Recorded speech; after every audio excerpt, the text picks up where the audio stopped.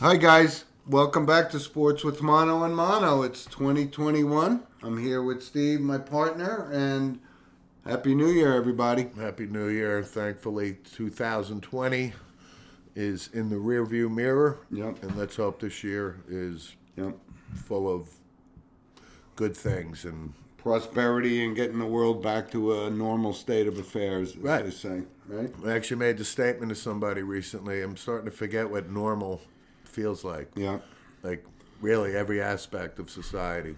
I mean, it's different. you can't even go to a movie. You can't do this. You know, the Christmas shopping, everything. Yep. Which is going to lead me into, this week's monologue, because I wanted to talk about this, Good. right? 2020 was an unbelievably crazy year, right? And The craziest, Right. bar none. Right, certainly in our lifetime.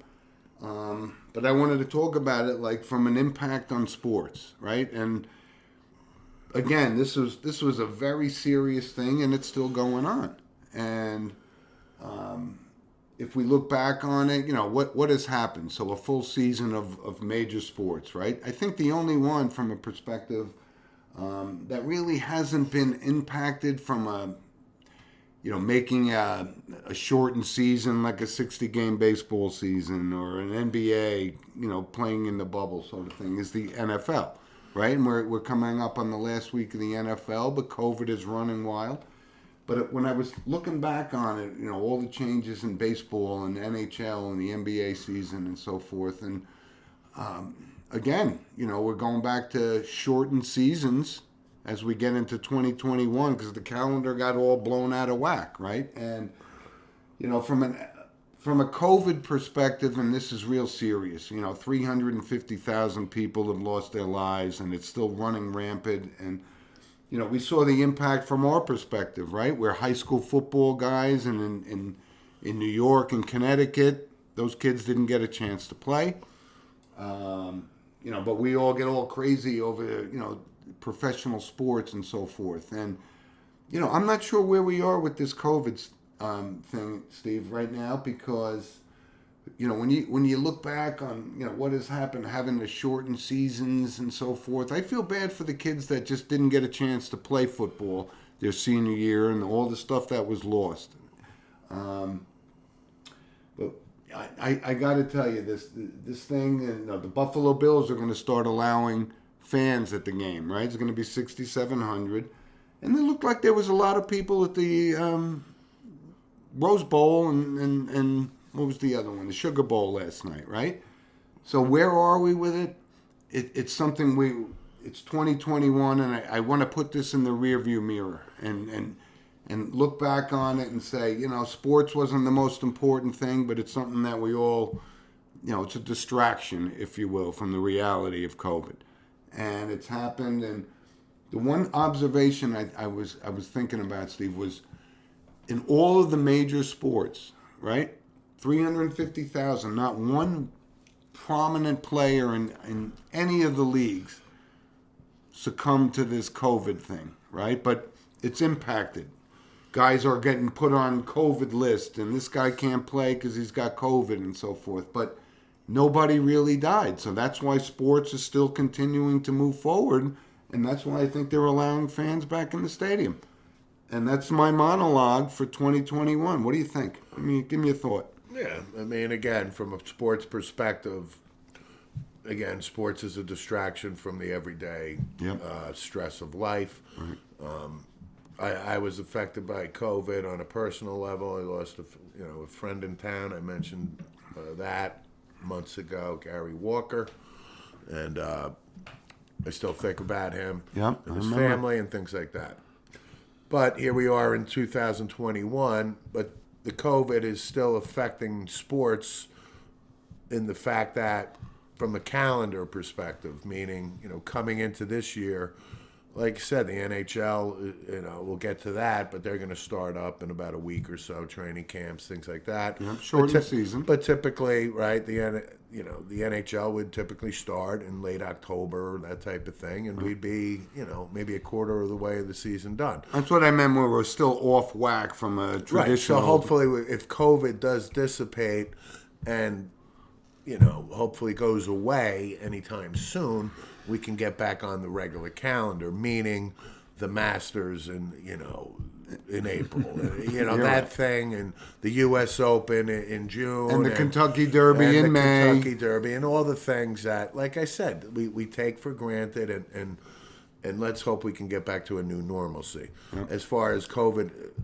affecting sports, the NFL has gotten through, and tomorrow is basically the end of the regular season. Yep, but there has been impact of it. There's been cancellation of games or postponements, and lots of players have been exposed. But to your point, nobody has succumbed to it. Now, getting back to fans attending games, I think it's a good thing to keep it limited to a point. You 6,700 fans in Buffalo, which is Rich Stadium, and the governor of New York will actually be in attendance. But Rich Stadium, you know what I'm saying, whatever the hell it's called now. I mean, that's a venue that can hold 90,000, that type of thing. Beautiful stadium, but it's still going to look like ants in a on a farm type of thing. They'll be spread out, but. Again, the monologues about COVID, and we're not out of the woods. We're not out of the woods. No, we're not. But, we're definitely not. But there's one thing I was thinking about when you look at this over the past 9 months, 10 months, and go into different seasons of sports. What is it going to cost to go to a baseball game? Right? Because there's been no fans, no support of the local community, and we've talked about this. I feel bad for the guys that own restaurants and so on. But what is the impact? Somebody's going to have to pay for the past year of not being able to go to sports and businesses. It's going to be the average fan. Again, it's going to be out of reach for the average fan. Well, it's not going to be out of me, I can tell you that, because I'm not paying to go. I'm not. I agree. I work for a company that, my boss is very generous, and from a business perspective, we have the ability. He'll get the box for the Rangers and the Knicks, and he does the box for the Jets, and so on and so forth. Yeah, we'll go to those. That is that's a gimme. But all joking aside, I'm saying the financial impact of the financial damage that was wrecked on my thought is, I don't think it can be a lot more than what it is or it was going in, because getting something is better than getting nothing. I get it. And I don't think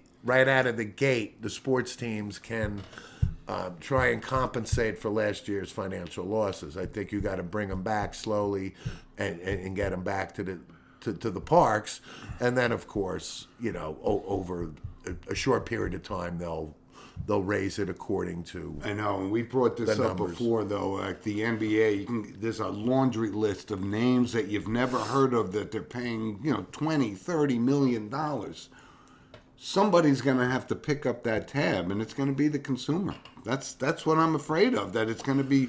You mentioned before the average fan. Well, the average fan was like you and I, taking our kids to games and so forth without breaking the bank. I think you're going to break the bank now. Again, TV, streaming, internet, that's where the big bucks come from. But when you have a stadium that holds 100,000 people and there's 5,000 people in the stadium, I get that. There's damage. But the owners are still making money through the TV, streaming, and so on and so forth. But they're not making the money they were making. And they're going to pass that on to us. Well, that's true. And again, it's not the same. I mean, you want a full venue, you want a full house. That's the excitement of sports. That's rooting for your team. That's the home field advantage that's been lacking for each sport. You're right. I mean, that's something I really missed watching, But the impact from an overall perspective of this pandemic during this time was we weren't able to go see high school football like we did in the past. Yeah. And that's a big impact for Absolutely. us. So... Yeah, I mean, I really miss not having the ability to be at a Ranger game and saying, "You suck, Crosby! You suck, Messier!"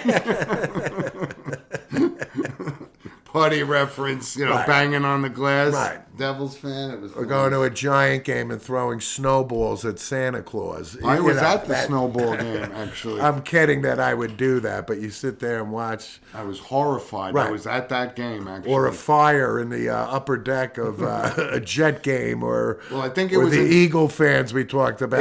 It was in Philadelphia where they threw snowballs at Santa Claus, like in the Right. 60s or Okay. 70s, maybe. But anyway, so let's. It's 2021. This is our first show, and we appreciate everybody's loyalty and from 2020 and so forth. Yeah, And send us so an let's email. look forward to a nice new year, and bigger, better things are going to happen. And We hope. We look forward to obviously continuing to hear from you guys. And sportswithmonoandmono@gmail.com is the email. Yep. And we've been getting great emails and great feedback, and we certainly appreciate that. And we wish everybody in the audience and their families, a happy, healthy 2021.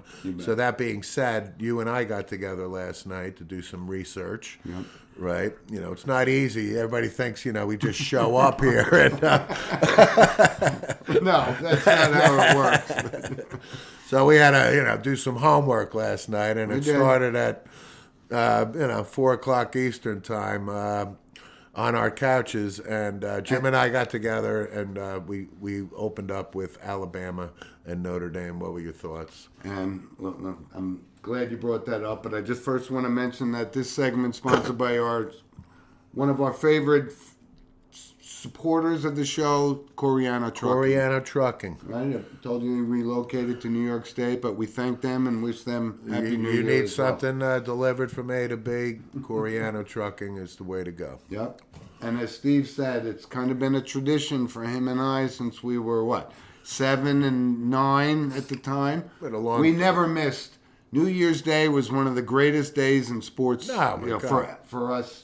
It's different now. The Rose Bowl was actually played in Dallas Cowboy Stadium. We AT&T. feel that the Rose Bowl can be played in Texas to help, because California obviously is one Under of the serious states that restrictions. won't allow fans, so Yep. they had to move the Rose Bowl to Texas Stadium. But that's where we are. It was college football, and you're right. 4 o'clock.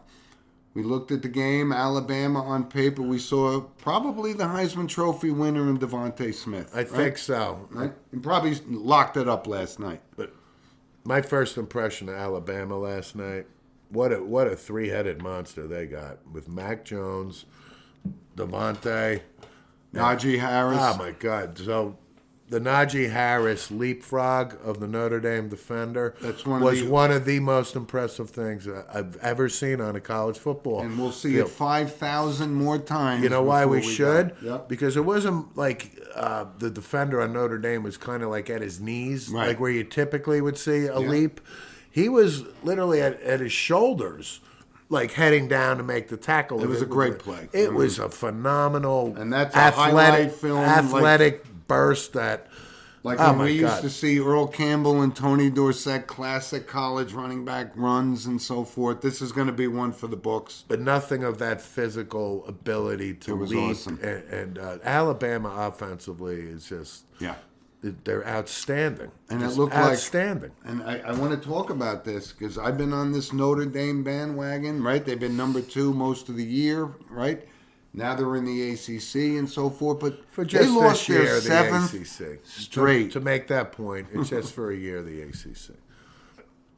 That's what I'm talking about. I Yeah. know, I'm just First saying, year. they'll go back to being independent. Okay. When things But settle down. they lost, and again, got beat down again. Again, but the thing is, you and I talked during the game, the difference is Alabama, Clemson, Ohio State, their recruiting classes are better, meaning they're always in the top 5. But Dame's there's recruiting, enough kids to go around. but Notre Dame's recruiting class, as good as it is, it's still 11th, 12th, 13th. So my point is, Notre Dame will only have 1 or 2 stud top guys. Meanwhile, you're playing Alabama, and Alabama is throwing 5 on each side of the ball. And you see that with Najee Harris. But Steve, there's you enough. see it with Devontae There's Smith. enough great talent across You this see country. it with Patrick Surtain II at cornerback. You see it with Dylan Moses at linebacker. The Alabama offensive line. These guys are men. I know, but so is Notre Dame. But Notre Dame, I don't think last night they looked as beat down or non-competitive. Well, we were watching the game together, and it looked like it was going to get ugly, but early. Right. So the Notre Dame running back, he's outstanding, and he's a freshman. He's a freshman. Yeah, outstanding. And unfortunately, the Book of Ian has come to a close. Who had a great career at Notre Dame. And record-setting career outstanding. at Notre Dame. There's nothing to hold his head up or down for losing. Against an Alabama team. He had a great career. Now Notre Dame needs a new quarterback, and they move on. Brian Kelly, again after the game last night, was getting peppered with questions where he wanted to, him. He wanted to take a chair and throw it against the wall to answer these questions about why can't you be competitive? Well, they are.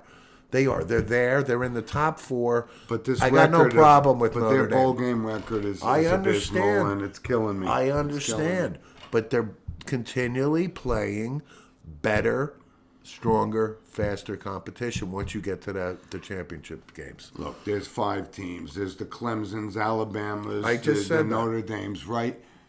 They get their fair share of talent.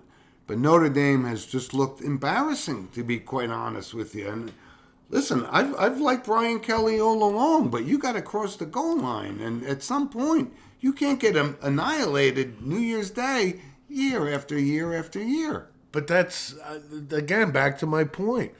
They're facing Superman in the finals. All right. And you don't have the powers that they got. All right. Well, you're a point spread guy, so it was 17.5 last night, and it looked like they were going to get blown out of the water. I was going to, I didn't get a bet in, but I was taking Alabama. And guess what?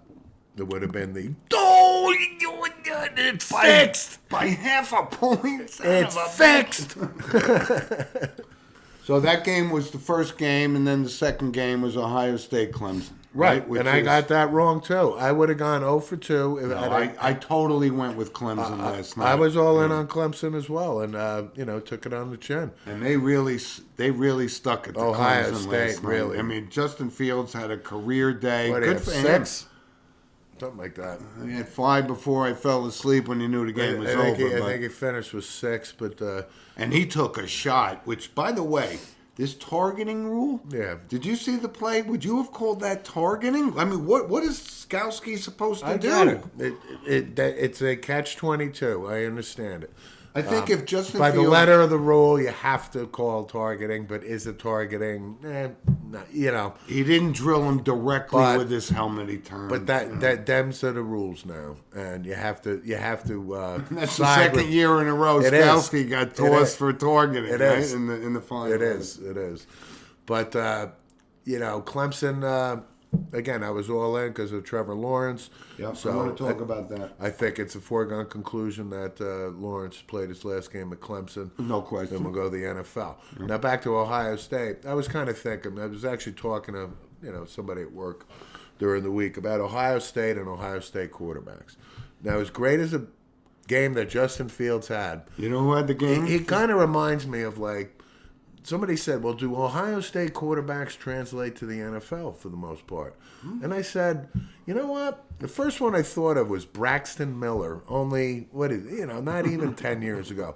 But I'm saying Braxton Miller was a great athlete and quarterback at Ohio State, but he kind of reminds me of a Justin Fields. So I don't know if Justin Fields translates. How did Art Schliessler translate? Exactly. Kent Graham, right? Right. Tom Tupa. Yeah, absolutely. Great punter, but, he was a quarterback, too. I mean, Joe Germain. Yep. Guys that had great, good careers at Ohio State, but do they translate? So, Justin Fields, I'm I'm just wondering if he's like a Braxton Miller type that won't translate to the NFL. Don't know. But he had the game of his life. And that's a great point because, I got an email today we did from Mike Garvey who asked us about that question. Is Trevor Lawrence the greatest college quarterback ever? And Steve and I are very, like I said, we watch every player.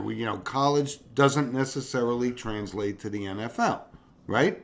Joe Burrow may, but Peyton Manning did, and Joe Montana did, and Troy Aikman did. And as you brought up, we talked before the show, there were guys like Turner Gill. When you say college quarterbacks, sure. Awesome. The Oklahoma Tommy Frazier. Yeah, the Oklahoma quarterbacks, Jamel Holloway, to Charles Thompson. Right. Obviously would never translate to the NFL, but these guys, if you want to say who is the best quarterback in college football of all time, these guys are in the discussion. Exactly. I mean, it's a long list. And we thought Ryan Leaf was going to translate, but the reason Mike sent How about us Jake Plummer?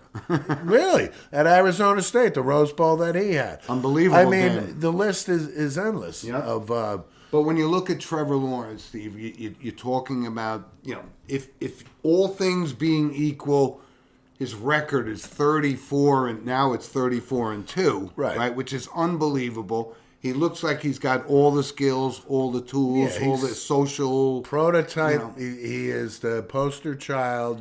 He's got the size, the strength, the arm strength. I think it's much easier to even say, who was the best NFL quarterback, and our father would say, hands down, Johnny Unitas. Johnny U. But from an NFL perspective, what Montana did and Steve Young did and Marino did. But I don't translate it to the NFL. The question is strictly college, so I don't factor in what they did in the NFL. I'm just talking about college. And that's what Mike's question was. So, Mike, to answer the question is, I don't. He's up there. Let's put it that way. Oh yeah, he right? is. He is. We love this kid. He's done everything right. He went through the COVID thing too, but you know what? He's going to be the number one pick. Right. But did this force the Jets into saying Justin Fields is the number 2 pick?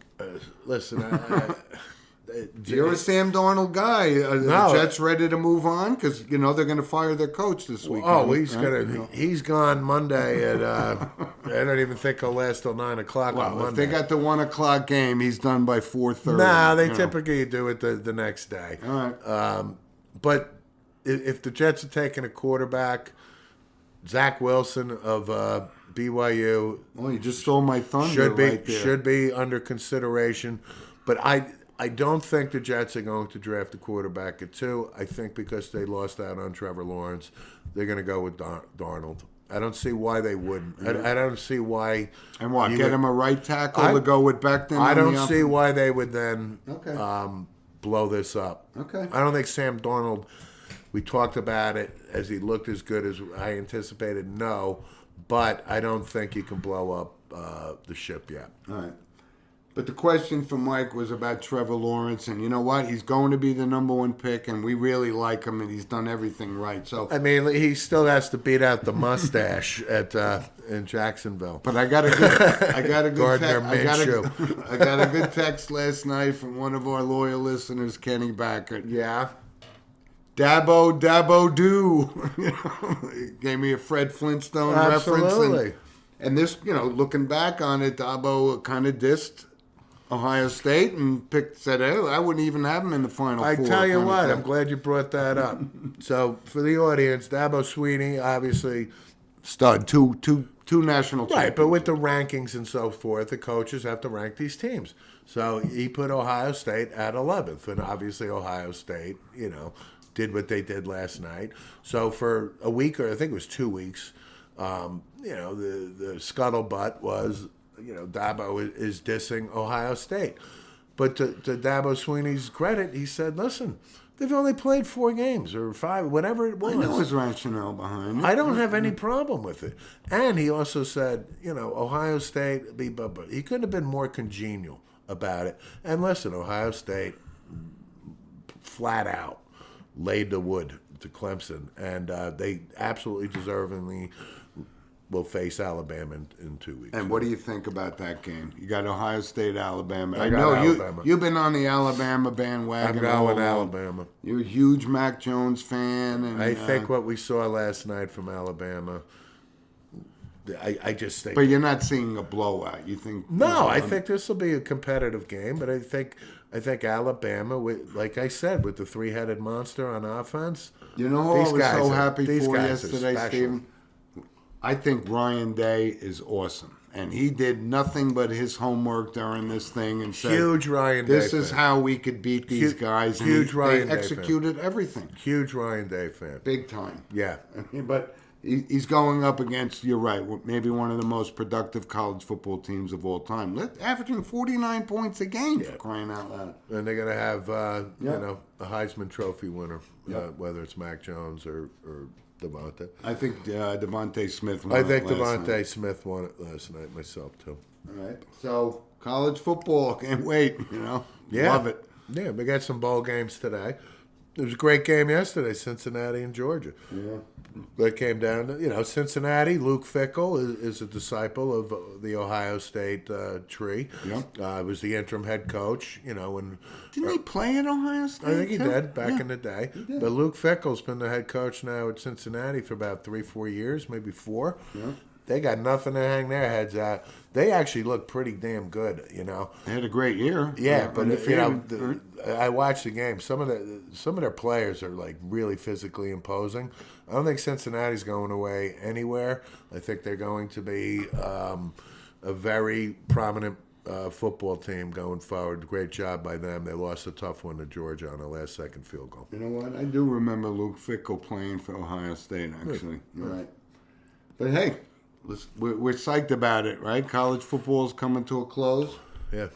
What about the professional football league, right? Well, big games this weekend. Well, they had a big trying game. to decide the NFC East. And I got to say, Dallas Cowboys. Well, yeah. I mean, I've been highly consistent saying they have zero chance to make the playoffs. They're done. Put a fork in them, stick, that type of thing. And if they win, I still think, and Washington loses, they're in. I think Washington will win, even though, great news, by the way. So let me finish the Cowboys' thought. They're coming up to exit 16W to play the Giants, and the Redskins are playing the Eagles. I couldn't have been happier this week with the news that Ron Rivera cut Dwayne Haskins. It's such a breath of refreshing. We were just talking about Ohio State quarterbacks. What a season he had, right? Does that translate to the NFL? Right, put him in on the list. You got it. But the point is, it's refreshing that what Ron Rivera did, that there's still some law and order, if you will, in the NFL. There's accountability, that he's a number 1 pick 2 years ago. He's in charge for the Washington football team. I tell you what, I couldn't have been happier to hear the news. So now Washington, Taylor Heineke is getting the start. But I still think Washington wins because the Eagles, I think the Eagles could care less if they win. They'd rather probably take the loss at this point, so it would move them up 1 or 2 more slots in the draft. I'm going to take the Eagles. I like Washington tomorrow. Tyler Heineke was in the Cornhole Championship 6 months ago. Now he's quarterbacking against the Eagles. But, listen, this kid came in. Jalen Hurts is a pretty good player. But Heineke came in last week, and it's not like this is his first. He looked okay. Wasn't he the quarterback in the Lingerie Bowl? He was in the Puppy Bowl.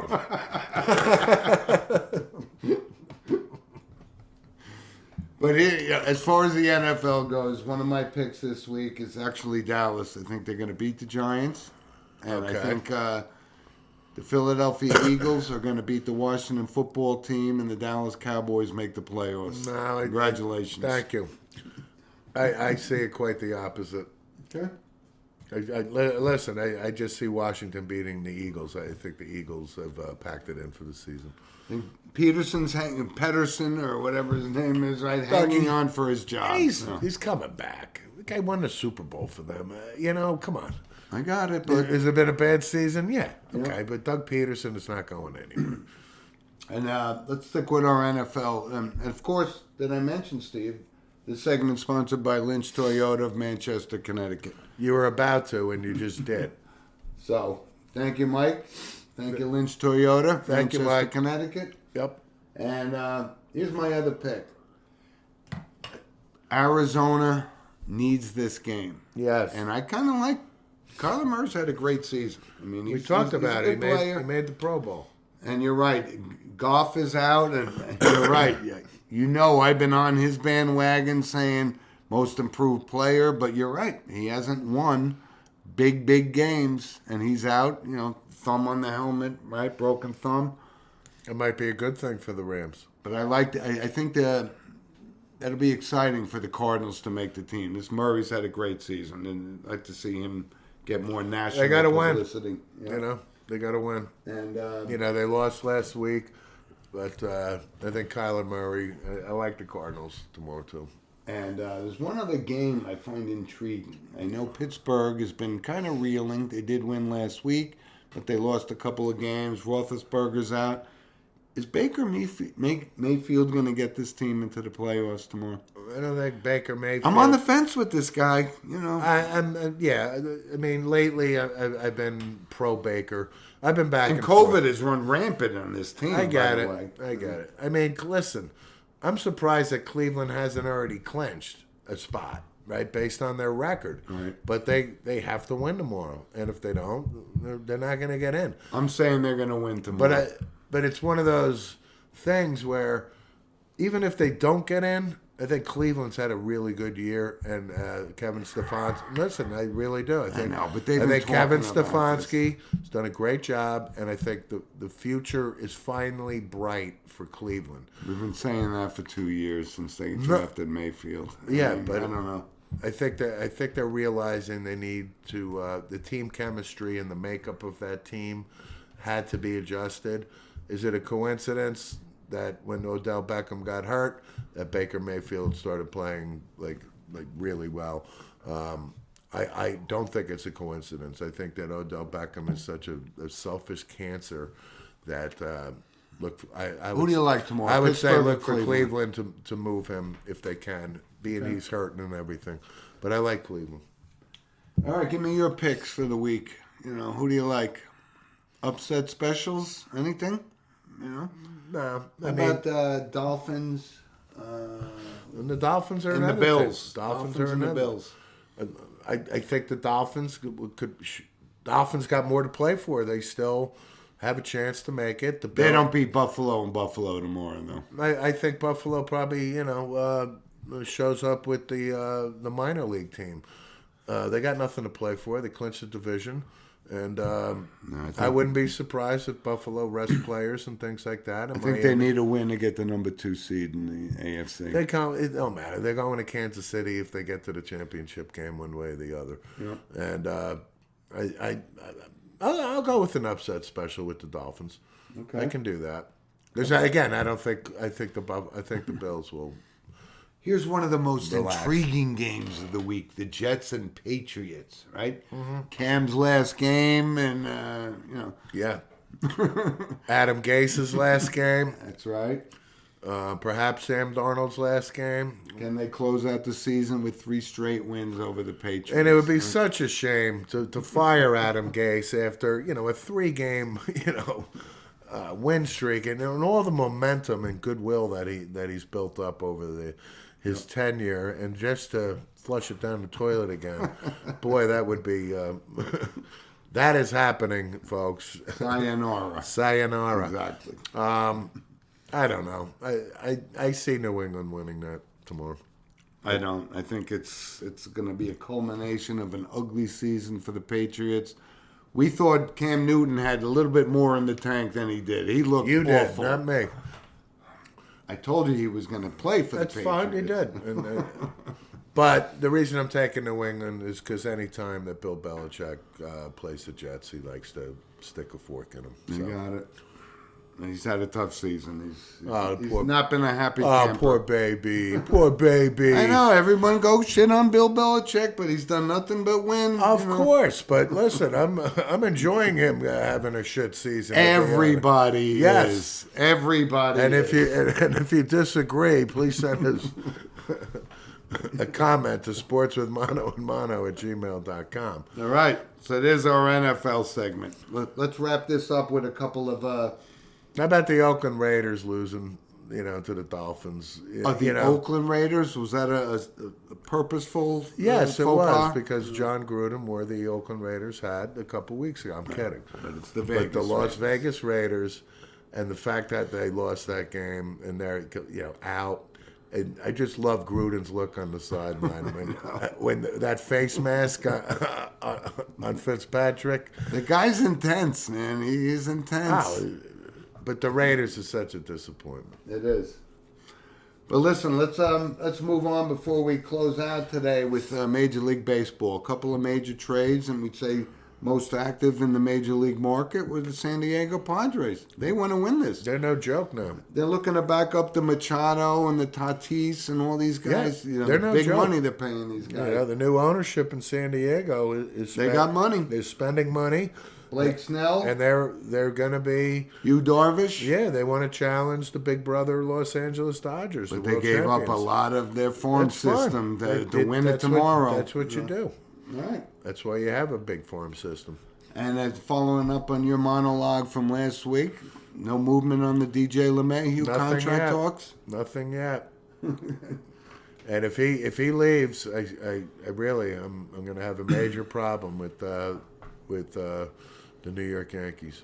But what are we doing with the Major League Baseball schedule? Did they come out with how many games they're going to play? Is it going to be a 162-game season? No, it can't be. So another asterisk season, right? Most likely. All right. I'm sure it'll be reduced. They're going to get in as many as they can, but it's not going to be this, the tournament-esque thing of 2020. 60-game season, Dodgers throwing their hats up like, come on, 60 games? Of all major sports, baseball, 162-game season is an effort in attrition. You got to show up for 162 That's why, games. again, when you win the World Series, Yep. I think winning the World Series is second. Second. To the Super Bowl, I'm guessing? Like second in exhilaration. The Stanley Cup, when the team wins, you see the emotion of that team. Like we've talked about it 1,000 times. Because those guys are warriors. An NHL season. So my point is, I would probably rank Major League Baseball as number 2 with the emotion when you see them all piled up on the pitcher's mound and rolling on each other. Because it's 162. We make light of the fact, my fingernail, this, that, and he's out for 2 weeks. But it's 162 games. Well, you're right. The Stanley Cup is winning something like you guys are losing teeth week after week, and they show up tomorrow. Yeah, right? so I'm just saying, if you got to rank winning, the emotion again of the Stanley Cup would be number 1. I would say Major League Baseball would be number 2. Say football would be number 3, and I'd put basketball as number 4. I can go along with that order, actually. Not bad. NHL season, right? That's starting too. And, Hell yeah. I can't wait to see my boy Alexis Lafreniere. We got a lot of, excitement about the Rangers and so forth, and the talent he's amassed. We're still and David a year. Quinn Listen, and we're so still forth. a year away. We're not competing for the Stanley Cup. Another year let's has be to go real. through. But I want to see this kid this year. Listen, I just think the Rangers are on a good path going forward, and we shall see. But yeah, the NHL is going to start up. And I want to give very soon a shout out to Henrik Lundqvist going through open heart surgery. We talked about it last week. I did. And he's going. And I will make somewhat of an apology to him that I kind of minimized it.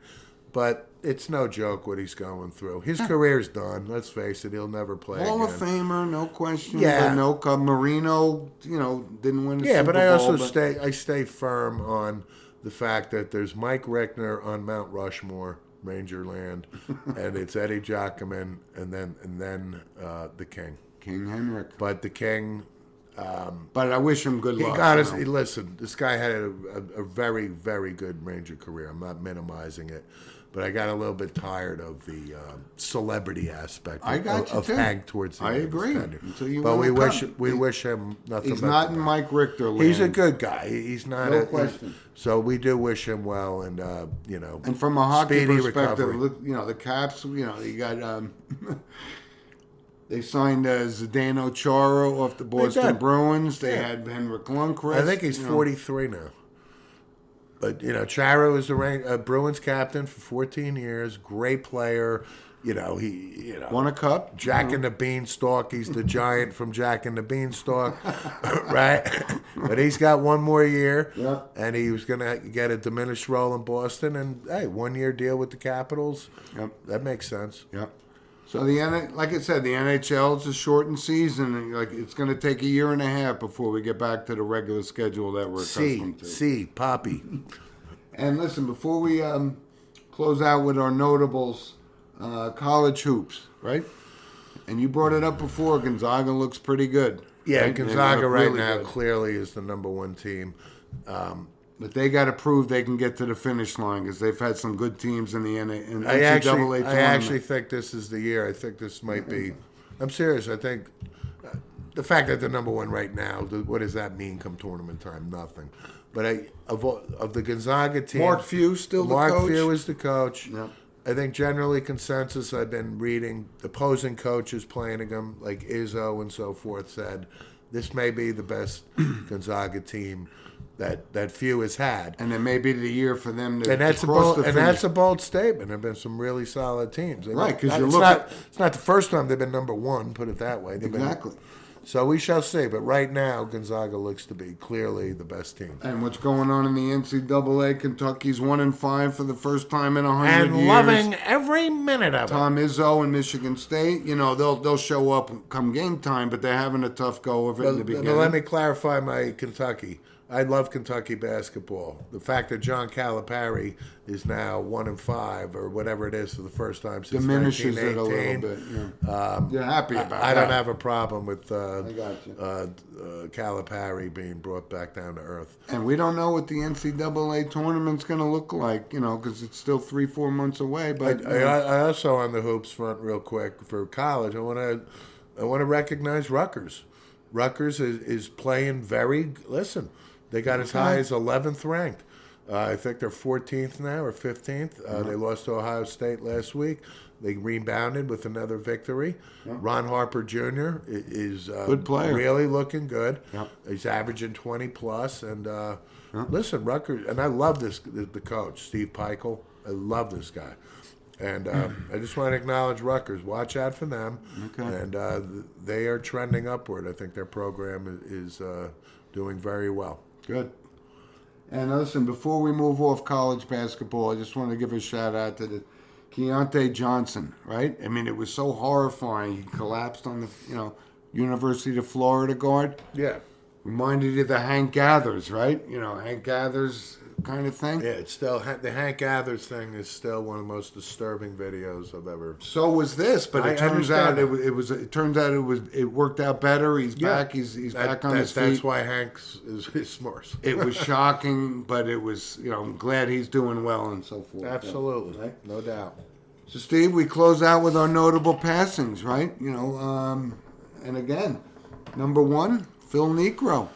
You and I talked about this offline last night. He had a brother, Joe, pitched in the league as well. Hall of Famer, Phil Niekro. What do you think? 82 years, 81, I think. I tell you what, again, we always made jokes about Phil Niekro, when he played for the Yankees. Like we could hit it over the Green Monster. At age 68 or whatever. No, but he looked like he was 68. Yeah. And then you would see him pitch and you'd be like, this is ridiculous. Nobody can hit this. But the point is, he is a bona fide Hall of Famer. He had some seasons that were outstanding. And then when I think he won 20 games 3 times, actually. But the point is, he was outstanding.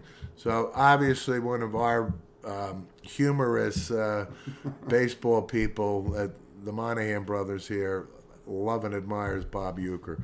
So Bob Uecker was the catcher in Milwaukee for the Braves, with Niekro.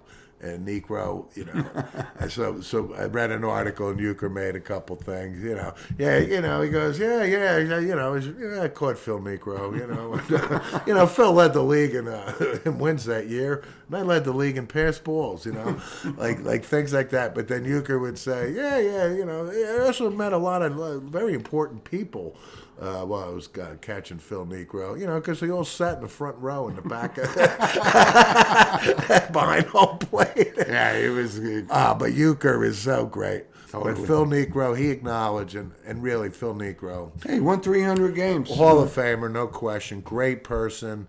Got to play with his brother Joe. Joe passed already. Joe's been gone a while. Yeah, he did go a few years ago. And of course, the nail file in the back pocket was. We were laughing. That's on Joe.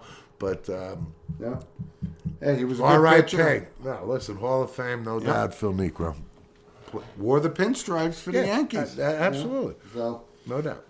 But listen, a couple other ones actually outside of the world of sports, and this is for our comedy fans. Gilligan's Island, considered top 5 all time. I'm kidding. Yeah. But Marianne, right? You were either a Ginger or a Marianne guy. Oh, I was a Marianne guy all the way. I was a Ginger guy. Not even close. And she had a good career. She made her mark on the show. Hey, listen, we watched it, full disclosure here. We don't watch it anymore, but we watched it back then. We had to watch it because nothing else was on. Exactly. It was either that or homework. So Gilligan's Island, repeat after repeat after repeat. Hey, Dawn Wells had a good career. Absolutely, 82, but she succumbed to COVID too. Yep. So I can't tell you Dawn Wells another role that was prominent. But she probably played on the Love Boat and Fantasy Island. Of course, but she was a nice woman, had a nice acting career. And appreciated her success. Yeah, absolutely. That's absolutely. The key. Yep. So R.I.P. Dawn Wells. Yep, and one other guy prominent actually made a movie, Joe Clark, Patterson East Side Principal. This is a good one. And he was a tough guy. So we have Kevin Bacon 6 Degrees of Separation because in high school we played who? Patterson East Side. Patterson East Side. Yep. In football, and I played him in baseball and so on and so forth. They were nicknamed the Ghost.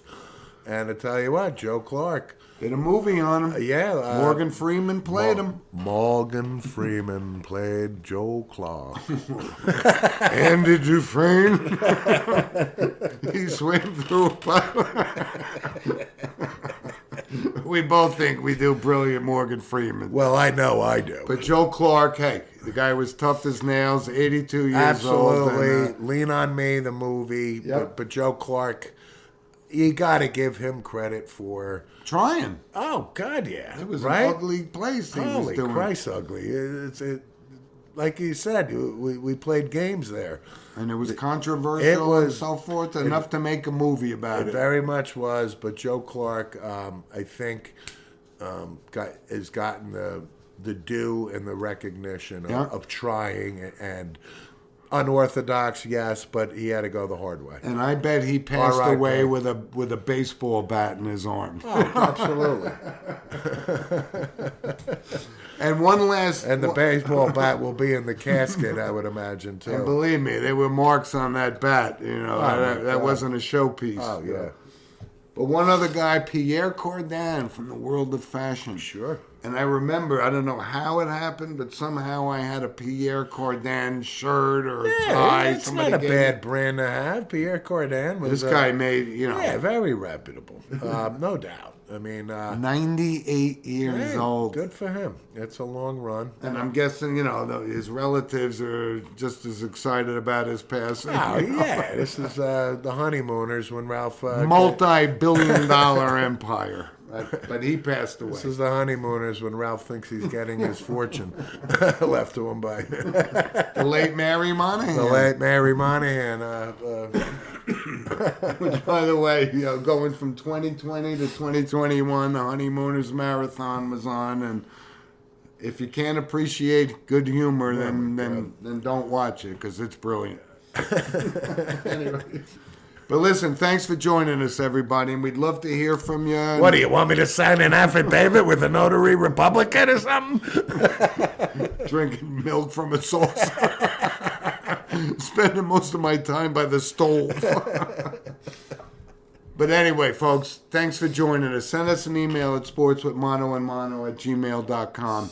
See. We'd love to hear from you, and all the best and health and happiness and prosperity in 2021. And we'll talk to you next week. Absolutely. Enjoy the world of sports. You got it. Be good. Thanks for your time. Bye guys.